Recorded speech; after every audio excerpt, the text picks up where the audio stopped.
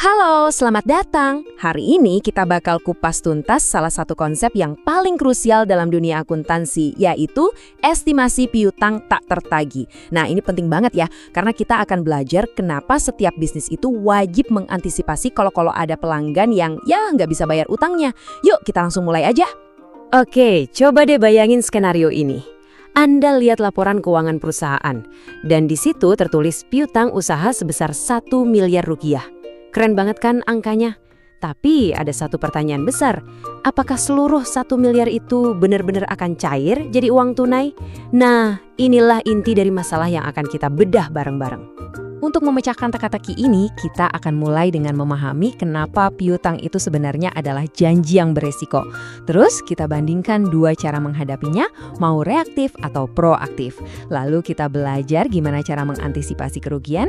Setelah itu kita akan lihat 3 metode praktis untuk estimasi. Dan terakhir, gimana cara menyajikan semua ini biar laporan keuangan kita jadi jujur. Oke, kita masuk ke bagian pertama.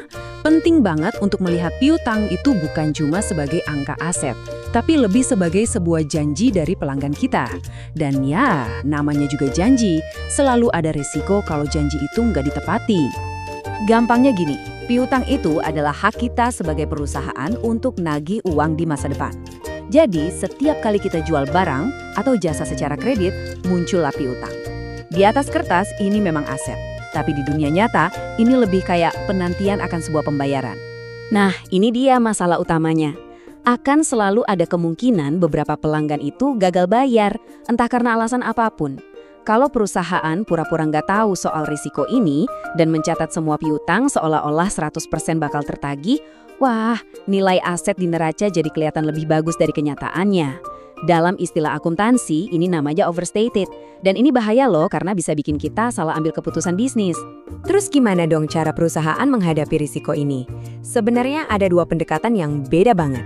Yang satu nunggu masalah datang baru bertindak, yang satunya lagi udah siap-siap dari awal. Yuk kita lihat bedanya. Di sisi kiri, ini metode reaktif atau penghapusan langsung.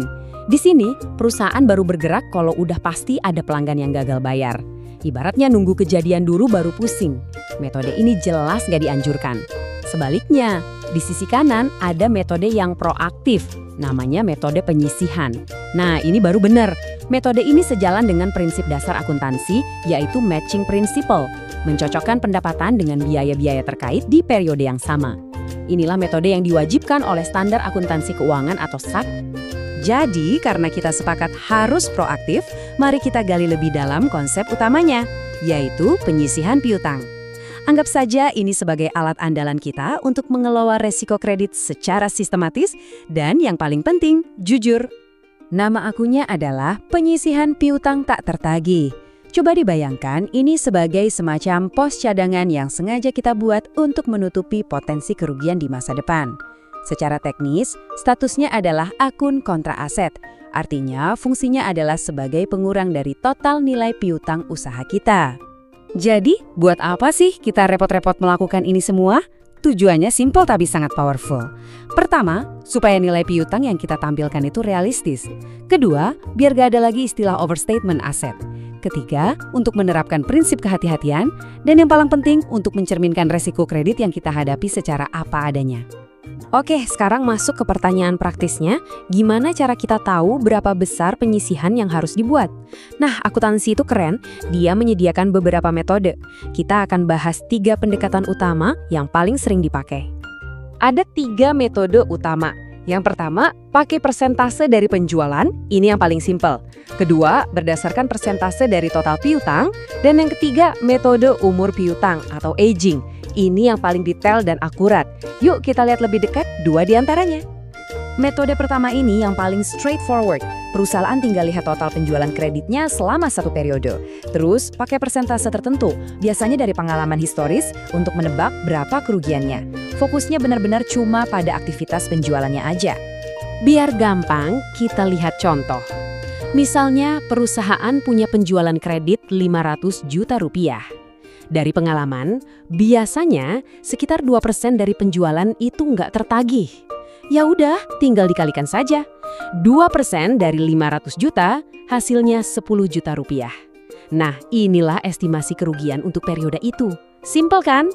Sekarang kita loncat ke metode yang dianggap paling jitu, analisis umur piutang. Metode ini nggak pukul rata semua piutang loh. Logikanya sederhana banget dan masuk akal. Semakin tua umur sebuah tagihan, semakin besar kemungkinannya tagihan itu nggak akan pernah dilunasi. Nah, ini dia visualnya. Kelihatan jelas kan di sini? Piutang kita pecah-pecah berdasarkan umurnya. Coba lihat, piutang yang masih fresh, yang belum jatuh tempo, risikonya kecil banget, cuma 1%. Tapi begitu kita lihat piutang yang nunggak lebih dari 60 hari, wah, risikonya langsung melonjak jadi 50%. Kalau semua estimasi ini kita jumlahkan, kita dapat total penyisihan yang jauh lebih presisi, yaitu 7 juta rupiah. Metode ini jelas memberikan gambaran yang jauh lebih tajam. Oke, setelah kita capek-capek ngitung estimasinya, langkah terakhir yang nggak kalah penting adalah menyajikannya dengan benar di laporan keuangan. Disinilah semua kerja keras kita tadi bermuara untuk menciptakan sebuah gambaran finansial yang jauh lebih jujur dan transparan. Pentingnya hal ini bahkan ditegaskan langsung oleh Badan Standar Akuntansi Internasional (ISB). Mereka bilang, informasi piutang itu harus mencerminkan resiko kredit secara wajar. Jadi, ini bukan sekedar teknis akuntansi, tapi ini soal integritas pelaporan. Dan inilah wujudnya di laporan neraca. Perusahaan tetap melaporkan total piutang usahanya 200 juta. Tapi tepat di bawahnya ada pengurangnya, penyisihan piutang tak tertagih sebesar 7 juta. Angka final yang disajikan yaitu 193 juta. Inilah yang disebut sebagai nilai realisasi bersih. Ini adalah jumlah uang yang secara realistis kita harapkan bisa kita kumpulkan. Jadi, mari kita simpulkan poin-poin pentingnya. Pertama, ingat selalu, piutang itu janji, bukan jaminan dapat uang. Kedua, wajib hukumnya pakai metode penyisihan, karena itu standar profesional. Ketiga, tujuan akhirnya adalah menyajikan nilai realisasi bersih. Dan yang terpenting dari semuanya, ini adalah cerminan dari kejujuran finansial sebuah perusahaan. Pada akhirnya, semua proses estimasi ini mengubah cara kita melihat akuntansi. Ini bukan lagi sekedar soal input angka, tapi soal bagaimana kita menceritakan kondisi keuangan sebuah perusahaan dengan sejujur-jujurnya. Ini menyisakan satu pertanyaan penting untuk kita semua renungkan. Seberapa jujur sih laporan keuangan yang kita baca atau bahkan yang kita susun? Selesai sudah pembahasan kita tentang estimasi piutang tak tertagih.